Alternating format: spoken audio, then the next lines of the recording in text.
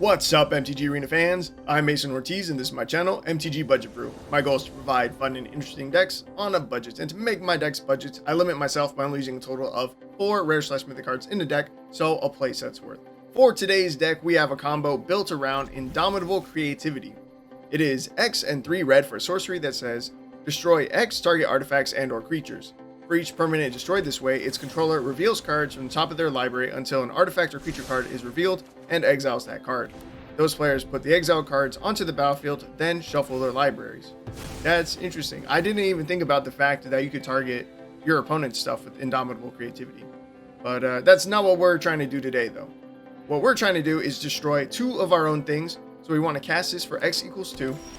And what we want to pull is the Locust God, which is 4 a blue and a red for a 4/4 god with flying that says, whenever you draw a card, create a 1/1 blue and red insect creature token with flying and haste.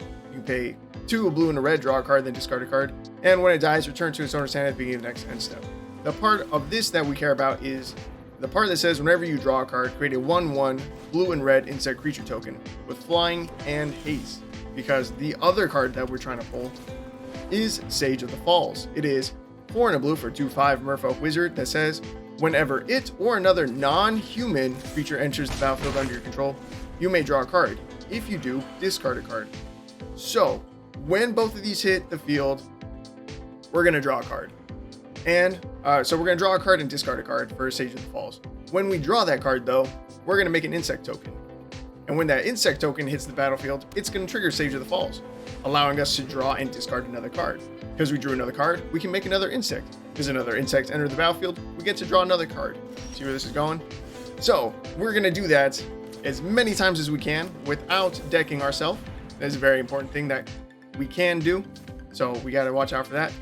But we're going to try and do that as many times as we can, make as many insect creature tokens with flying and haste as we can, and try to swing over the top and kill our opponent in a single turn. That is the goal of the deck. And to help us achieve this goal, right, to make the deck consistent, to guarantee that our Indomitable Creativity hits every single time, our Locust God and the Sage of the Falls, those are the only creatures in the deck. Those are the only permanents in the deck. So as long as they're in our library, we will hit those 2 cards without fail every time we cast Indomitable Creativity.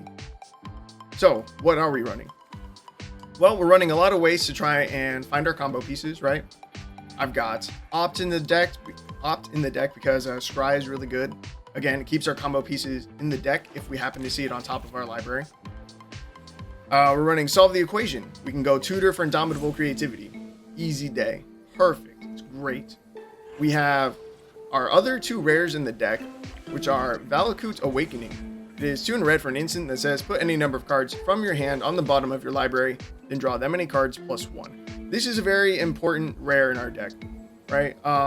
If we happen to draw one of our combo pieces, if we draw the Locust God or the Sage of the Falls, we need a way to be able to put it back into our library, because that's where we need it. That's where we need it for our combo to pop off. So yeah, we have 2 copies of this in the deck. It's really cool. And let's see. Some more draw we have is Big Score. Great card, and it also makes 2 treasure tokens. And those tokens are important because we can sack those to the Indomitable Creativity to get to get it started. Let's see, after that, so let's see, we've got draw pieces. Let's see. Oh, right. So tokens. We got a bunch of cards that make tokens, not just the treasure tokens that, Big Score makes, but creature tokens. We've got Satyr's Cunning, Krenko's Command, and Hordeling Outburst, all of which make us tokens that we can sack to our Indomitable Creativity. After that, we've got 3 copies of Dive Down in the deck. Just as a little bit of protection, can give one of our creatures hexproof in case an opponent's trying to disrupt our combo. And then I've got 4 copies of Fading Hope to try and keep us alive in the early game. Being able to bounce a creature back to our opponent's hand is pretty nice. And the Scry doesn't hurt either.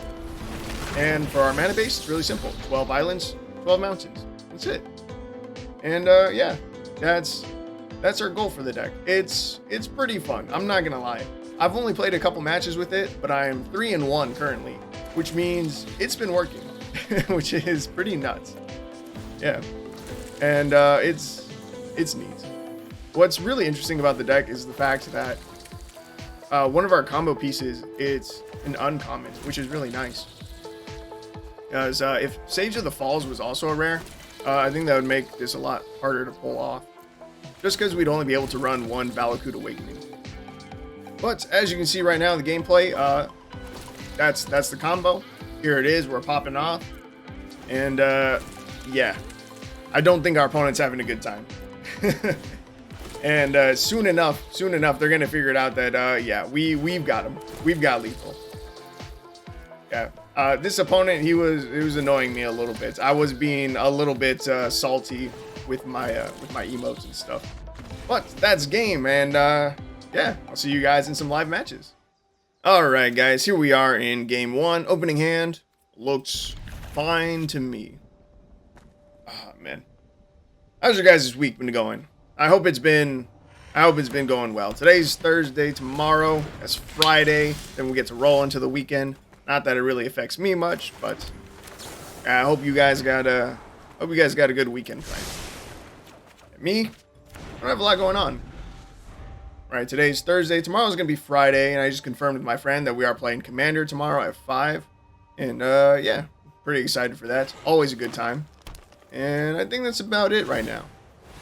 Yeah, who knows? I don't have anything for Saturday or Sunday planned really, but oh, I guess the gym. I should be going to the gym tomorrow morning, and then will I go on Saturday? I'm gonna lift heavy tomorrow. No, and then Saturday is normally a rest day, so I'm not gonna work out Saturday. But then Sunday morning, I should be hitting legs. Yeah, I think tomorrow I'll do full body because I was supposed to go to the gym today, but I didn't because I stayed up late last night making videos, and so I slept in this morning. Yeah, maybe while I'm playing Commander with my friends, I'll try to make some other plans. I'd like to go bowling. Yeah, I think I'll see if they're down for that. Ooh, that's a bad draw. Locust God is a bad draw. We're gonna swing in here. We gotta. Ooh, that's super bad. We gotta find our Valakut Awakening to throw this back into our graveyard. Or not into our graveyard, into our library. But yeah, bowling would be cool. I'll see if they're down. Because bowling was a pretty big hobby of mine. I'm not gonna lie. When I was stationed in Chicago for training, the base there, they had a building called the Epicenter, and that's where the bowling alley was. And that bowling alley was pretty dope. It was always really cheap to bowl there. I think it was like during lunch or something that you'd have like $1 or $2 bowling, something like that. Maybe it was even free. And then like, I think it was just really cheap during lunch. And then like Tuesdays, or maybe Wednesdays, one of those days, it was free to bowl. So me and my friends, we'd go bowling a lot. I'm gonna Fading Hope this thing. I'm not even paying attention to what's going on with the board. I'll just swing, because why not? Yeah, so I got into bowling like pretty heavy. And I kept up with it at my next command as well. I was stationed in Virginia. And they had a bowling alley there. And while I was there, I picked up my own bowling balls. Yeah. I bought 2 balls and a bag. Never bought my own shoes, which I probably should have, but I just never did. Yeah, I have this 15-pound Columbia 500 nitrous. That's my main ball, and then I have a 10-pound Brunswick T-Zone ball. It's got no core, and I use that as my spare ball, like to help pick up spares. Yeah, and so I haven't gotten to use them in a while, but I'd like to. So yeah, I'm gonna see if my friends are down, because bowling's fun. I thoroughly enjoy it. Yeah, and I'm not gonna lie, I'm pretty good even just with the house balls. Let's see. I think I'm gonna opt here. Definitely don't need another mountain. I'm gonna use a Satyr's Cunning because we can. Why not? And I could bounce their token, I guess. That doesn't seem like a bad idea. Man, maybe I just drop the Locust God. swing in for another 4. Cool bean. But yeah, I'm pretty good with the house balls. If I get their 15-pound ball, I can still add a pretty decent hook to the ball. I don't bowl with my thumb. I only put in these 2 fingers, 2 middle fingers. So on the festival, look at the top 5 cards in your library. You may put up to 2 permanent cards of mana value 5 or less from among them on the battlefield. Put the rest on the bottom of your library in random order. So grab 2 lands. Suspicious. Yeah, I'm pretty good. I'm pretty good at them. I can still make it hook surprisingly well. And the difference between house balls and like non-house balls, I don't know, like balls that you'd like buy online or in the pro shop. I'm just calling them pro balls. The difference is that they have the house balls. They don't have a core. They're just like solid throughout. But again, like the pro balls, they have different cores inside to help them like with oh my god. I'm a clown. I forgot that Locust God was in our hand still. It's fine. It's fine. As long as Sage of the Falls survives his turn, we can still win next turn. Jesus, I got so distracted about my balls. But yeah, the house balls, they're solid throughout. But pro balls, they have different cores to make them like rotate at faster revolutions or to change like how much they curve. So like yeah, like you might have one that has a nice slow steady curve that goes a little more like this. You might have a ball that hooks really hard, and it'll depend on the core that you have. And also kind of the way you throw it, right? Like back me. I was looking up my ball earlier because I was thinking about it. Yeah, here. Let me show you. I'm gonna show you my ball real quick. This is what I have. A nitrous. Yeah. Oh, Columbia 300, not 500. I'm a clown. The nitrous one, the red gold one specifically, and that's what the core looks like for mine. It says features brand new technology in both the core and cover stock. The 2-piece nitrous core design offers predictability without sacrificing hitting power, while the new boost/R cover provides the gripping power needed on medium to light oil patterns. This means that no matter your bowling style or skill level, the nitrous line is sure to give your game the boost it needs. Yeah, I didn't even think about that. It's also got a different like outside, you know.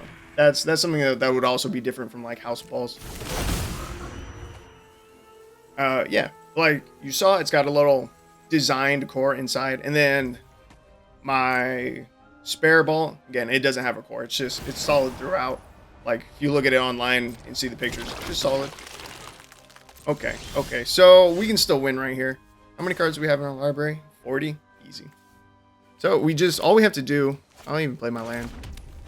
We just have to play the Locust God. On the ETB, it'll trigger Sage of the Falls. We take the action, discard a card, submit 1, and that's game. As long as we don't deck ourselves.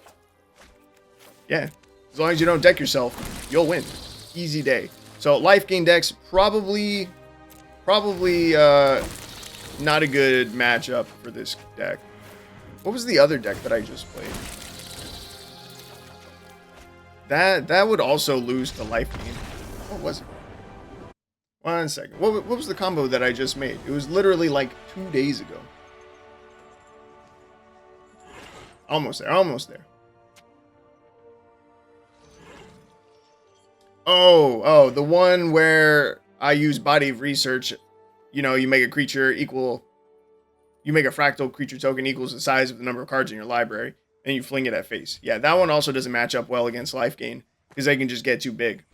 And yeah, if our opponent was a life gain deck and they got more life than we had cards in our library, yeah, they could definitely beat us. They'd at least get 1 additional turn to try and like board wipe us or something. But that's game number 2, and I will see you guys in the next one. All right, here we are in game number 3. Opening hand looks fine to me. We'll keep it. This deck, I feel like it shouldn't be performing as well as it is, but it's doing fine. We're 4-1 with the deck right now. Like that's pretty solid. Big score, love it. Love big score. I love treasures. They have been so useful in so many of my decks, and they let you do absolutely absurd things, like I've made a couple of YouTube shorts, right? Where, like, for instance, I made what I call the Rakdos Polyraptor deck. Your entire mana base is Rakdos colors. It's just red and black. But the main combo piece that lets you win the game, it's in green. And I think it requires like 2 or 3 green mana to cast it. Probably 2 for Polyraptor. It's probably accurate. I played the wrong land. That's, okay. I should have played a mountain. So then we could cast Hordeling Outburst. But I'm just going to bounce this to our opponent's hand then. No big deal. We're still fine. And the mountain, we're going to leave the mountain on top to reduce the risk of us drawing one of our combo pieces. Yeah. They replay Agar. It's fine. Yeah. Main combo piece. It's green. There's 0 green mana. 0 forest in the deck. And you can get the combo off and win. And it's nuts. And we're also not going to big score. Do I need a big score here? No. Next turn we have 5 mana. Yeah. So we're not going to big score here either because we don't want to draw, again, one of our combo pieces. This will be enough. As long as our opponent doesn't kill 2 of our tokens. As long as they don't kill 3 of our tokens, we win next turn. But they do have... I think he's a giant deck, not a wizard deck. So I think he's probably got like... oh, that's horrifying. I'm thinking he's probably got like Crush the Weak. Is that an instant? Let me see. I think it's a sorcery. Deals 2 damage to each creature. No. I'm very suspicious of what just happened. He doesn't know that we have Indomitable Creativity. If he has a counterspell, we just lose. Oh, I didn't even realize that we drew Sage of the Falls. That's bad. Okay, so we're going to big score here. We'll ditch the land, and we'll see if we can find a Valakut Awakening. And we'll see right now if our opponent did have counterspell. Looks like they didn't.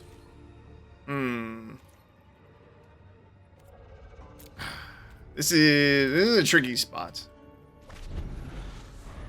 Yeah, this costs so much mana to cast. And we don't have any protection spells in our hand right now. Which... oh. They pass it back to us already. No attacks. Jesus. I just skipped my first main phase. Bro, I'm gonna go for it. I'm gonna play out the Sage of the Falls. It seems super risky. If it dies, we have no way to bring it back. We have 0 recursion in the deck. We'll just lose. We're gonna take the trigger though. We're gonna draw a card, discard a card. Maybe we're able to find a protection spell. We don't. I'll get rid of Hordeling Outburst and play Mountain. We were close. If I had 1 more mana, then we'd be able to pop off here. I'd be able to use the Indomitable Creativity for 1. And then, you know, get the combo going. Okay. What does this do? Whenever this attacks or becomes the target of a spell an opponent controls, choose 1. Deals 3 damage to each opponent. Exile top 2 cards of your library. Choose 1 of them until the end of your next turn. You may play that card. Okay. That's perfectly fine. Because that's game. That's game, baby. Let's go. Get rid of you. Get rid of you. Just make sure we don't target our Sage. We've got him, dude. Oh, I paid executes too. I only needed to do 1. Nice, nice. Let's go. Let's go, baby.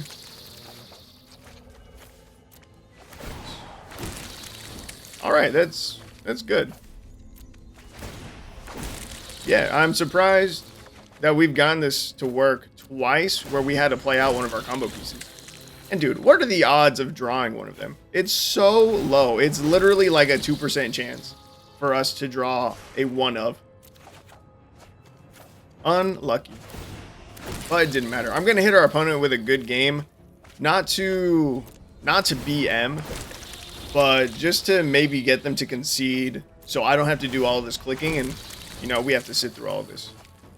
But we'll see. We're already at, what, 8, 9, 10. I'm just going to keep going until I have all 19 in the air. Yeah, I wish this didn't require so much clicking. It's not a fast combo. And there it goes. All right. That's another dub. So So I'll see you guys in the next match. Alright, here we are, and what I think is going to be the last game already. Today, I want this to be kind of a shorter video just because I really want to stream right now, actually. Because someone asked me to make them a deck with Urza, right? And I started brewing a little bit. And I got to meld Urza with the Might Stone on my first game. So that was cool. And this is, ooh, it looks like we're gonna end this on a loss. Cause this is not a good matchup for us.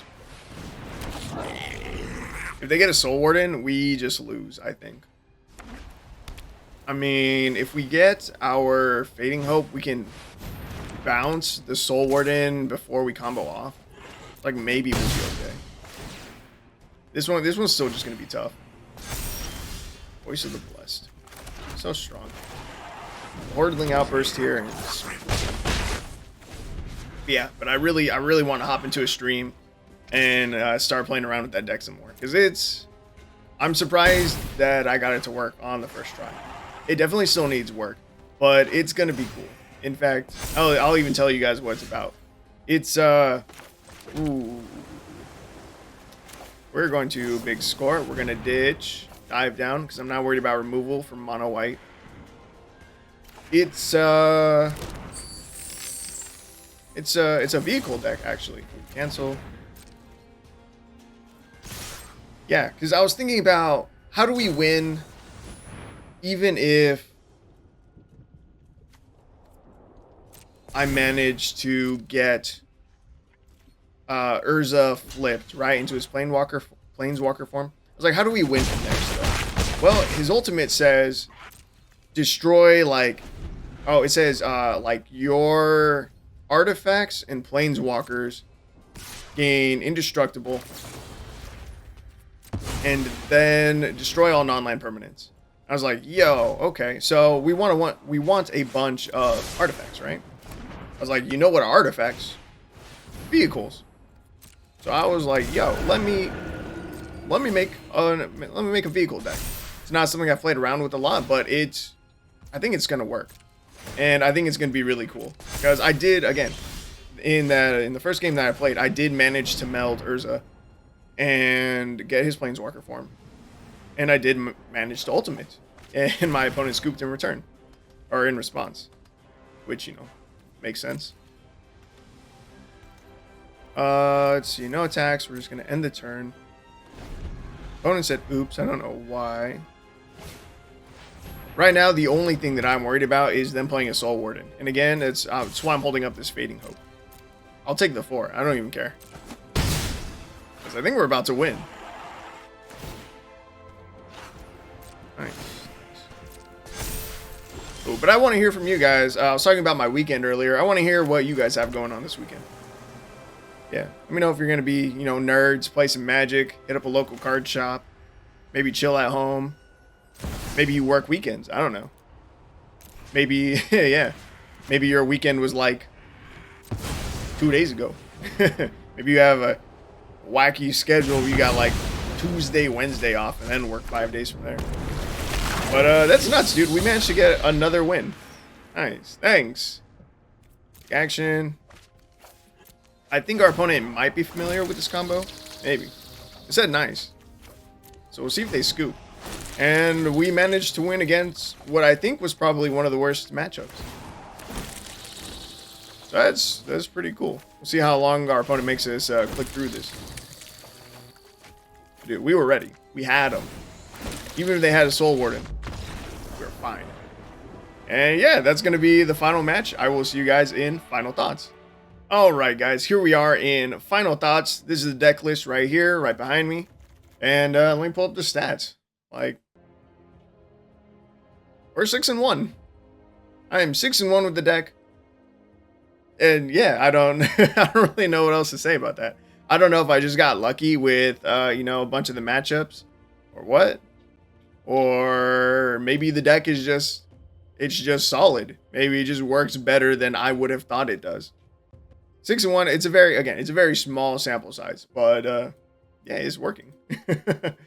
Which is very surprising.